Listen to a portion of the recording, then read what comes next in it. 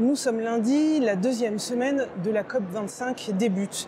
Alors j'avais envie, c'était mon ambition première, de vous proposer les bonnes nouvelles de la COP25. Malheureusement, je n'ai trouvé qu'une seule bonne nouvelle à vous proposer. Mais on commence par ça néanmoins.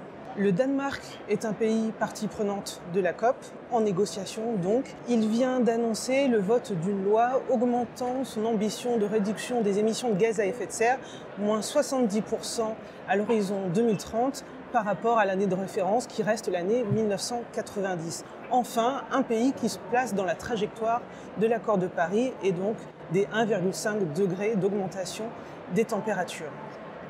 Et pendant ce temps-là, des ONG ont montré qu'à l'échelle de la planète, sur ces 3 dernières années, 745 milliards de dollars sont allés au financement de centrales à charbon.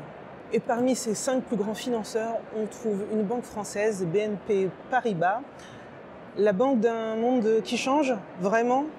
Autre mauvaise nouvelle, peut-être avez-vous vu ces images, celles des chutes Victoria en Afrique australe, entre le Zimbabwe et la Zambie, totalement asséchées. Le président de la Zambie a d'ailleurs dit, je le cite, « C'est un rappel brutal de ce que le changement climatique fait à notre environnement ». Mais revenons à la COP25. Le Chili, qui occupe la présidence de cette 25e édition de la COP des parties, devait annoncer une augmentation de son ambition en termes de réduction des émissions de gaz à effet de serre. Patatras, l'annonce de cette nouvelle ambition a été repoussée sine die, peut-être l'aura-t-on pour la COP26 à Glasgow. La COP26, justement, elle sera présidée par Claire O'Neill. Elle presse les États de régler les enjeux techniques qui sont à l'ordre du jour de cette COP25 pour que la COP26 soit la COP de l'ambition.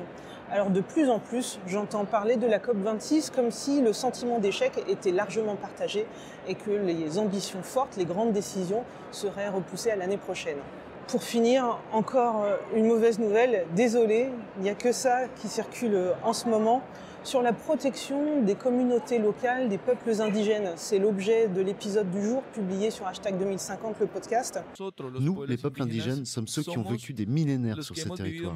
Nous sommes ceux qui les protègent. Aujourd'hui, nous présentons une feuille de route carbone sur le bassin amazonien sur 9 pays où il y a 7,5 millions d'hectares.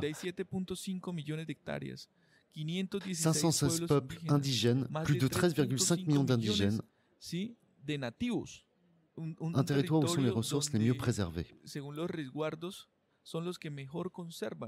Nous sommes efficaces dans la protection des forêts. Là aussi, les résultats, les avancées ne sont pas à la hauteur des ambitions initiales. Le texte, dans une première version, faisait mention, je cite, de respecter, promouvoir et prendre en compte les droits humains de ces populations locales. Et malheureusement, ce texte, ces quelques mots ont été retirés pour une version beaucoup plus neutre et moins ambitieuse. Donc là encore, et pourtant les voix des peuples indigènes sont nombreuses ici pour faire pression, mais pour l'instant ça ne marche pas. On dit aussi que la première semaine de la COP était celle des diplomates et que maintenant les politiques, les ministres vont arriver. Les diplomates n'ont pas pu aller plus loin. Est-ce que les politiques, là, vont être à la hauteur des attentes? On verra ça à la fin de la semaine.